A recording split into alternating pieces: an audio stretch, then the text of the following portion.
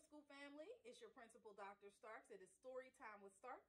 I've asked my daughter Nile to join us today as we talk about principle number 6, Kwanzaa. And Kwanzaa means creativity. And that means to do what we can in the ways in which we can to leave our community more beautiful than we inherited it. How can we tap into our gifts and our talents to add value to our community? I hope that during this pandemic, despite all of the trauma that we know it has caused, you've had a moment to be still and to search yourself and to search your elders and your ancestors, to tap into those gifts that live inside of each and every one of us to add value to the community, whether it be at your home or your school or even the community in which you live. So let's turn to the text now and hear what the authors are telling us about creativity for day 6 of Kwanzaa. Okay, I'll go first. Day 6 is Kwanzaa. The word means creativity. Our ancestors made music, danced, and created beautiful works of art. It is up to us to create our own art. We must work to make our community proud.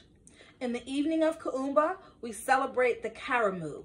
Karamu is the great feast of Kwanzaa.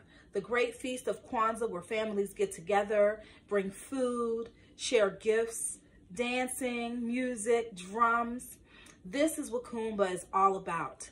For me, it's been a real gift to watch the artistry of my children. As many of you know, I am a rapper. My parents were both musicians. My mother was a singer. My father was an alto saxophone player. My cousin, Roger Humphreys, is a world-renowned drummer. Family on my mother and my father's side are artists. So this is one of my favorite principles. Artistry and creativity lives inside of us. It is the heartbeat of each of my children and myself. So it's really beautiful to watch their artistry develop and for them to take their gifts even a step further than I did. So I asked Nile to join us, and she's going to read now from her book.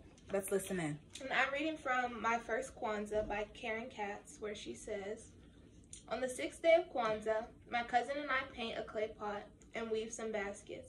We will make our house beautiful. And this is the picture that is shown. Thank you, Nile. So I want you all to take a moment and reflect. How have you demonstrated Kwanzaa or creativity? As a people, we are notorious for knowing how to make something out of nothing, you know? And so how have you taken a moment during this time to exercise your creative energy? And if you haven't had a chance to think about it, I'm challenging you to do so tonight.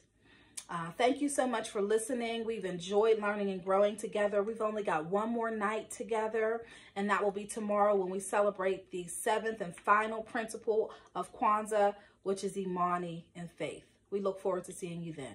Peace. Thank you.